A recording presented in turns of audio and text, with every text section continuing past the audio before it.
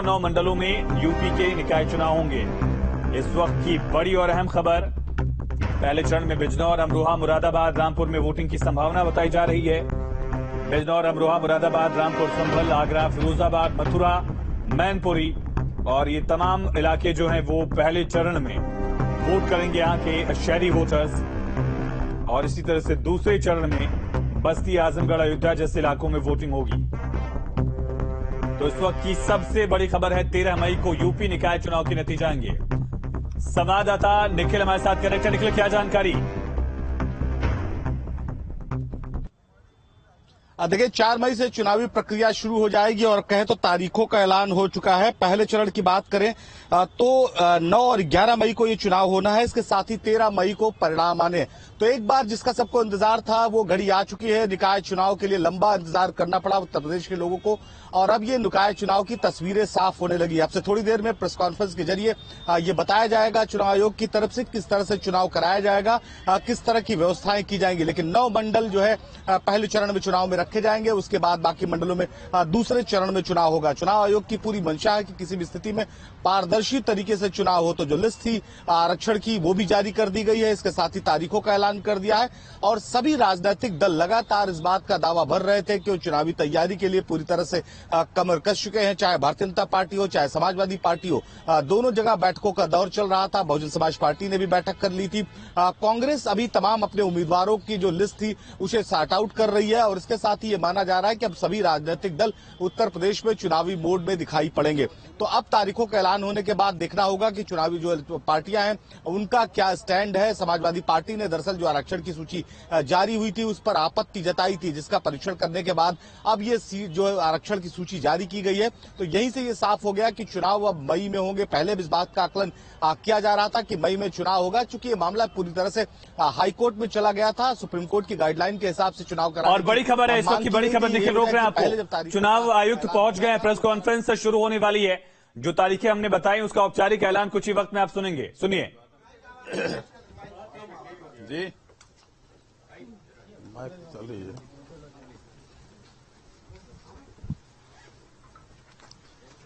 आज राज्य सरकार एवं राज्य निर्वाचन आयोग के द्वारा अगले निकाय चुनाव की अधिसूचना जारी कर दी गई है।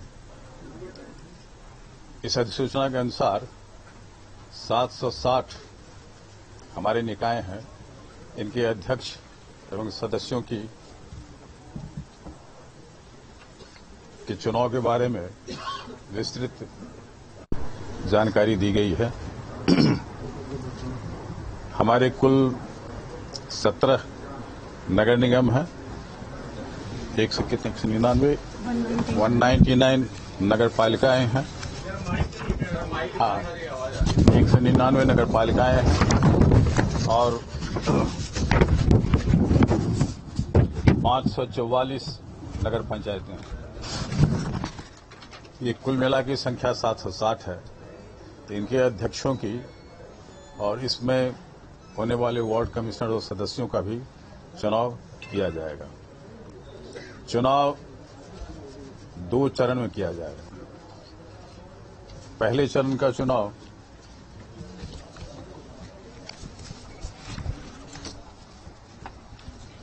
पहले चरण के चुनाव का मतदान 4 मई को होगा और दूसरे चरण का मतदान 11 मई को होगा। इसके विस्तृत विवरण अभी आपको मैं उपलब्ध कराऊंगा। इस अधिसूचना के जारी होने के साथ ही प्रदेश में आदर्श आचार संहिता लागू हो गई है। मतगणना जो है वो 13 मई को संपादित किया जाएगा। इन सभी पदों के लिए 13 मई को संपादित किया जाएगा। अब ये इसकी विस्तृत जानकारी मैं आप लोगों को देना चाहूंगा कि राज्य सरकार और निर्वाचन आयोग द्वारा आज दिनांक 9/4/2023 को अधिसूचना जारी की गई है। जिला मजिस्ट्रेट इसके बारे में अधिसूचना पहले चरण के लिए 10 तारीख को और दूसरे चरण के लिए 16 तारीख को 16 अप्रैल को जारी करेंगे। जो हमारे आरओ और एआरओ है तो निर्वाचन अधिकारी द्वारा सार्वजनिक सूचना निर्गत करने का दिनांक 11 अप्रैल है प्रथम चरण के लिए और 17 अप्रैल है दूसरे चरण के लिए। नाम निर्देशन पत्रों का क्रय और जमा करने का दिनांक प्रथम चरण के लिए 11/4/23 से 17/4/23 तक रखा गया है और द्वितीय चरण में 17/4/23 से लेकर 24/4/2023 तक रखा गया है। निर्देशन पत्रों की समीक्षा का दिनांक 18/4/2023 को प्रथम चरण के लिए और 25/4 को द्वितीय चरण के लिए रखा गया है। प्रतीक आवंटन पहले चरण का अभ्यर्थन वापसी जो है वो 20 तारीख को प्रथम चरण का होगा और 27 तारीख को द्वितीय चरण का होगा। प्रतीक आवंटन 21 तारीख को प्रथम चरण के लिए 21 अप्रैल को और द्वितीय चरण का 28 अप्रैल को होगा। मतदान का दिनांक जैसा कि मैंने पहले ही बताया जो प्रथम चरण का 4 मई को और द्वितीय चरण का 11 मई को होगा और मतगणना का दिनांक दोनों चरण का मिला करके सभी का 13 मई को किया जाएगा। तो ये तो हमारे चुनाव के कार्यक्रम है, इस तरह से इसे संपादित किए जाएंगे। ये मतदान जो 2 चरण में किया जाएगा इसमें 37 जिले प्रथम चरण में लिए गए हैं। ये मंडलवार अगर आपको बताएं तो हमारे सहारनपुर, मुरादाबाद, आगरा, झांसी, प्रयागराज, लखनऊ, देवीपाटन, गोरखपुर, वाराणसी मंडल प्रथम चरण में लिए गए हैं। इनके अंतर्गत पड़ने वाले समस्त 37 जनपदों का चुनाव प्रथम चरण में संपादित कराया जाएगा। दूसरे चरण में मेरठ, ये कमिश्नरी का नाम मैं बता रहा हूं, मेरठ, बरेली, अलीगढ़, कानपुर, चित्रकूट, अयोध्या, बस्ती, आजमगढ़ और मिर्जापुर, इन कमिश्नरी के अंतर्गत आने वाले 38 जिलों का द्वितीय चरण में चुनाव संपादित कराया जाएगा।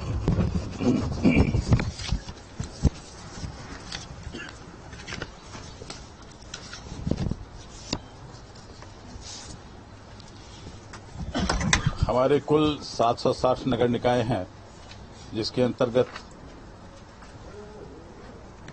14,684 पदों पर निर्वाचन संपन्न कराया जाएगा। अध्यक्ष हैं और सदस्य वगैरह मिला के 14,684 पद हैं जिसमें नगर निगम के 17 महापौर और 1420 पार्षद हैं। नगर पालिका परिषद के 199 अध्यक्ष तथा 5,327 सदस्य हैं। तो नगर पंचायत के 544 अध्यक्ष तथा 7,178 सदस्य होंगे। तो इस तरह से कुल 14,684 पदों पे निर्वाचन संपन्न कराया जाएगा।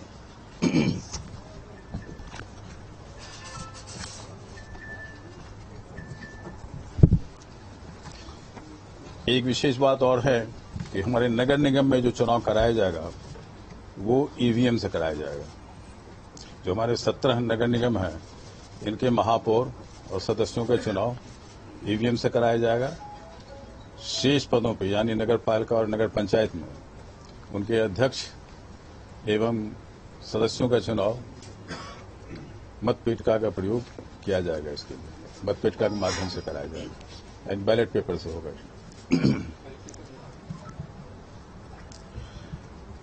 इस चुनाव में 2017 के सापेक्ष हमारे वोटर्स की संख्या काफी अच्छी खासी बढ़ी है। उसके कई कारण रहे होंगे। इसे करीब 96,33,832 वोटर हमारे पिछले चुनाव यानी 17 के चुनाव की तुलना में इतने वोटर्स की संख्या में वृद्धि हुई है। 217 के सापेक्ष इस बार 107 निकायों में भी वृद्धि हुई है, यानी इस बार 760 हम लोग करवा रहे हैं। पिछले चुनाव में ये संख्या 653 थी। मतदान केंद्रों में भी उसी के अनुसार इस वर्ष 17 के सापेक्ष 2361 मतदान केंद्रों की संख्या में वृद्धि हुई है। नगर निकाय सामान्य निर्वाचन 23 में वर्ष 17 के सापेक्ष कुल 2024 पदों अध्यक्ष, महापौर, पार्षद और सदस्य की भी वृद्धि हुई है। कुल 2024 पद है। 2000 क्या 2024 ये वृद्धि हुई है सब मिला कर। हाँ, महापौर, अध्यक्ष, पार्षद, सदस्य की सभी को मिला करके है ये समान 23 में लगभग 2 लाख मतदान कर्मी की योजित किए जाएंगे। इसमें 2 लाख कर्मियों को आवश्यकता पड़ेगी। इसमें व्यय सीमा जो निर्धारित की गई है, आप लोगों ने पहले भी बताया हम लोगों को। व्यय सीमा महापौर के लिए जहां 80 वार्ड से कम है वहां 35 लाख रुपये, जहां 80 वार्ड से ज्यादा है वहां 40 लाख रुपये रखा गया है। नगर पालिका के लिए 40 वार्ड तक 9 लाख रुपये और 40 वार्ड से अधिक के लिए 12 लाख रुपये का रखा गया है। अध्यक्ष नगर पंचायत के लिए 2,50,000, पार्षद नगर निगम के लिए 3 लाख, सदस्य नगर पालिका परिषद के लिए 2 लाख और सदस्य नगर पंचायत के लिए 50,000 रुपये की सीमा खर्च करने की सीमा निर्धारित की गई। ये संक्षिप्त में ये विवरण था। सर, आपराधिक का कोई है? आपराधिक वाले क्या उनके ऊपर आपकी नजर रहेगी? किस तरह का आपराधिक के लिए हमने भी डीएम और एसपी वगैरह की और जितने पुलिस कमिश्नर हैं देंगे अपना, जैसे विधायकों ने दिया था। मतदान के समय कितने से कितने बजे तक है? क्या सेंसिटिव इलाकों में कुछ? हाँ, हम वहाँ पे वेबकास्टिंग की या वीडियोग्राफी की व्यवस्था कर रहे हैं। जो अति संवेदनशील केंद्र हैं उसका चिन्हीकरण किया जा रहा है, अभी पुनः चिन्हीकरण किया जा रहा है। जैसे जैसे आरक्षण की घोषणा हुई है उस हिसाब से संवेदनशीलता बढ़ भी सकती है, घट भी सकती है। तदनुसार हमने डीएम्स को कहा है, अपने यहाँ और एसपी को कहा है कि संवेदनशीलता का आकलन कर लें और अंतिम रूप से ये सूचना दें। 7 बजे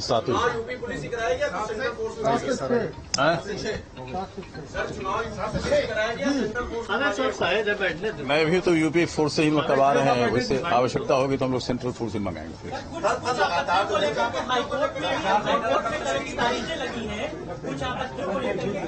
में तारीखें लगी हैं, तो क्या उनका निपटारा हो गया है या फिर उसको कैसे संज्ञान में लेंगे? अब ये आयोग, उसमें कहीं कोई पक्ष नहीं है। आयोग किस बारे में कोई जानकारी? सर, केवल एक बात ये बताइए, आपराधिक लोगों का उनका जैसे समाचार पत्रों में विधानसभा चुनाव में उनका पूरा विवरण वो देते हैं, क्या ऐसा लेंगे? आपराधिक तत्वों के बारे में हमने चिन्हीकरण के लिए कहा है। समस्त जिला मजिस्ट्रेट पुलिस अधीक्षकों से और पुलिस कमिश्नर से इनसे हमने कहा कि अपने अपने क्षेत्र में ऐसे आपराधिक तत्वों का चिन्हीकरण कर लें। उसके विरुद्ध कई तरह की कार्रवाई है, निरोधात्मक कार्रवाई है, कई निषेधात्मक कार्रवाई है, कई के जो जमानतें हैं निरस्त करा करके पुनः जेल भेजने की कार्रवाई है। तो वो सारी कार्रवाइयां चल रही हैं। जहां बहुत अधिक इस तरह का पाया जाएगा तो उसकी सूची भी दी जा सकती है। सर, कौन कौन से काम होंगे इस दौरान और कौन कौन से काम पर रोक लगेगी डेवलपमेंट के, या जो काम नए नहीं होंगे, ऐसी कोई लिस्ट या कोई आप लोगों ने किया? वो सूची लंबी है, कई मैं आपको अलग से दे दूंगा। ठीक है, थैंक यू।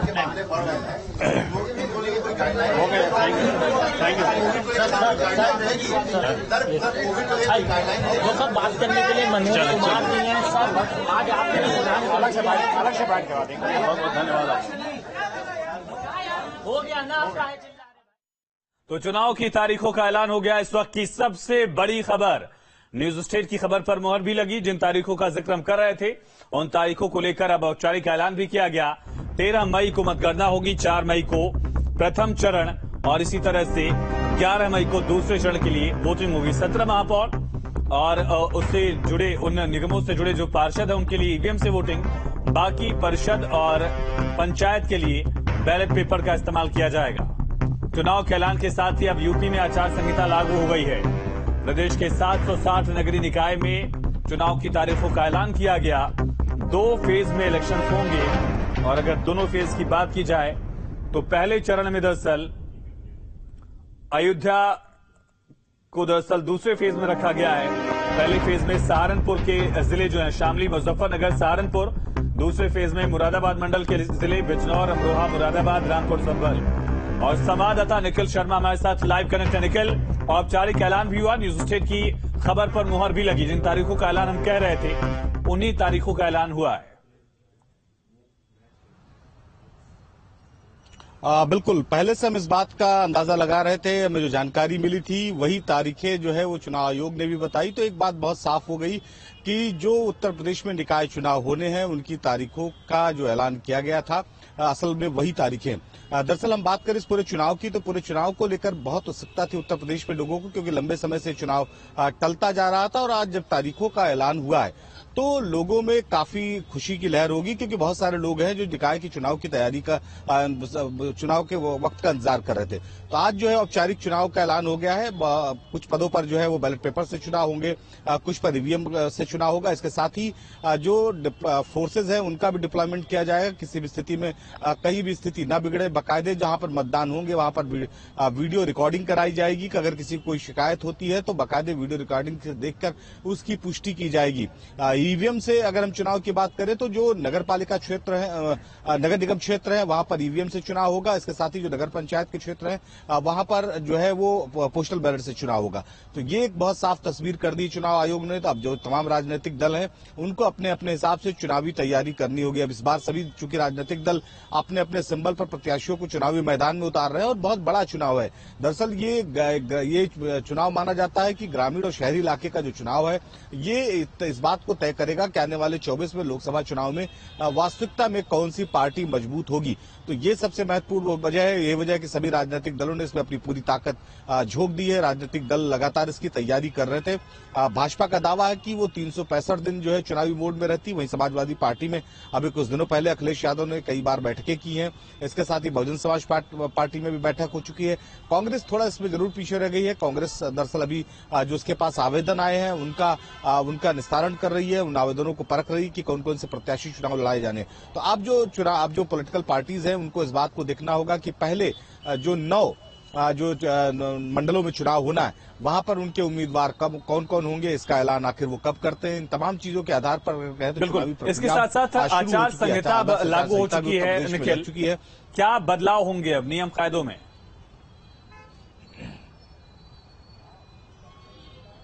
देखिए, इसके बाद बहुत सारी ऐसी प्रक्रियाएं हैं जो रुक जाएंगी। किसी भी नए काम को शुरू नहीं किया जा सकेगा, चाहे वो किसी टेंडर प्रक्रिया हो। इसके साथ ही किसी नए भवन का निर्माण या इस तरह की व्यवस्थाएं वो शुरू नहीं हो पाएंगी। आमतौर पर इसमें सबसे ज्यादा ट्रांसफर पोस्टिंग और टेंडर की प्रक्रियाओं को रोका जाता है। उन पर आचार संहिता लागू होती है कि कोई नए काम का टेंडर इश्यू नहीं किया जा सकेगा। हालांकि जिन कामों का टेंडर खुल चुका है उनको किया जाने की प्रक्रिया शुरू कर दी जाएगी। नए टेंडर नहीं होंगे। इसके साथ ही कोई तबादला नहीं होगा। तबादला जो भी होगा वो चुनाव आयोग की जानकारी से होगा, क्योंकि चुनाव आयोग ये पहले तय कर लेता है कि वहां उसे किन किन लोगों की जरूरत है। इसके साथ ही चुनाव आयोग भी इस बात को परखेगा कि कौन कौन से जिलों में जनपदों में अधिकारियों को बदलने की जरूरत है। तो चुनाव आयोग भी इसका तबादला राज्य सरकार को भेज सकता है। चुनाव आयोग तबादला करेगा। तो इन तमाम व्यवस्थाओं के साथ चुनावी प्रक्रिया आज से शुरू हो गई है और आदर्श आचार संहिता पूरी तरीके से उत्तर प्रदेश में लागू हो गई है आसाम प्रेस कॉन्फ्रेंस के वक्त से। तो उत्तर प्रदेश में जो निकाय चुनाव होने हैं उसके लिए अब पॉलिटिकल पार्टीज को अगला मूवमेंट अपना तय करना होगा। जी निखिल, इसके साथ साथ जो आपत्तियां दाखिल की गई थी, कुछ एक समाजवादी पार्टी ने आखिरी दिन आपत्ति दर्ज कराई थी, उनको कंसिडर किया गया या खारिज कर दिया गया? देखिए, जो समाजवादी पार्टी ने जो आपत्तियां दी थी उसमें कुछ प्रतिशत जो है वो बदलाव का जानकारी जो है चुनाव आयोग पहले दे रहा था। अब लिस्टों को, इन सूचियों को परखना होगा और अब से थोड़ी देर बाद ये बात समझ में आएगी कौन कौन सी सीटें पर जिन पर आपत्ति थी समाजवादी पार्टी की उन्होंने की थी। समाजवादी पार्टी की तरफ से भी साफ किया जाएगा उनको जो आपत्तियां थी उसका निस्तारण हुआ कि नहीं हुआ। लेकिन एक बात अब बहुत साफ हो गई है कि उत्तर प्रदेश में अब चुनाव होने जा रहे हैं और 4 मई और 11 मई को मतदान होगा, 13 मई को मतगणना होगी। ये एक तस्वीर बहुत साफ हो चुकी है और इसी को लेकर अब सभी पॉलिटिकल पार्टीज को तैयारी करनी होगी। जहां तक चुनाव आयोग पर आरोप और प्रत्यारोप की बात है तो ये चुनाव के दौरान तक चलता रहता है। तमाम जो पॉलिटिकल पार्टीज हैं वो आरोप लगाती हैं। तो अब एक बात कहें कि उत्तर प्रदेश में आदर्श आचार संहिता लागू हो चुकी है और ऐसे में अब चुनाव तय माना जा रहा है, इसमें कहीं किसी तरह का कोई व्यवधान नहीं है। हालांकि जो शिकायतें समाजवादी पार्टी ने की थी उन शिकायतों पर चुनाव आयोग का दावा है कि उन्होंने बहुत सारी चीजों को उसमें शामिल किया है। अगर चुनाव आयोग अगर इसके साथ बाद भी समाजवादी पार्टी को कोई समस्या है तो चुनाव आयोग से इस पर मुलाकात कर सकता है। जी, इसके साथ साथ निखिल, इसे 2024 के लिए एक लिटमस टेस्ट के तौर पर, एक सेमीफाइनल के तौर पर भी देखा जा रहा है। क्या अहम मुद्दे और क्या तैयारियां राजनीतिक दलों की दिख रही हैं? देखिए, ये बहुत महत्वपूर्ण है चुनाव। निकाय चुनाव ऐसा चुनाव है जो बहुत ही सूक्ष्म स्तर पर चुनाव लड़ा जाता है। तो ऐसे में जो मतदाता है उसका मूड क्या है ये पॉलिटिकल पार्टीज को पता चल जाता है और यही वजह है कि निकाय चुनाव में सभी पॉलिटिकल पार्टीज ग्राउंड लेवल पर काम करना चाहती हैं और इसे लोकसभा चुनाव का लिटमस टेस्ट माना जा रहा है। चूंकि लोकसभा चुनाव बिल्कुल एक सेमीफाइनल के तौर पर देखा जा रहा है। निखिल, आप बने रहिए। सुशांत हमारे साथ जुड़ गए वाराणसी से। सुशांत, अब तारीखों का ऐलान भी किया गया है, 2 चरण में चुनाव हो रहे हैं, ये साफ हो गया है। क्या तैयारी और क्या असर, क्या नजरिया जो है वाराणसी का?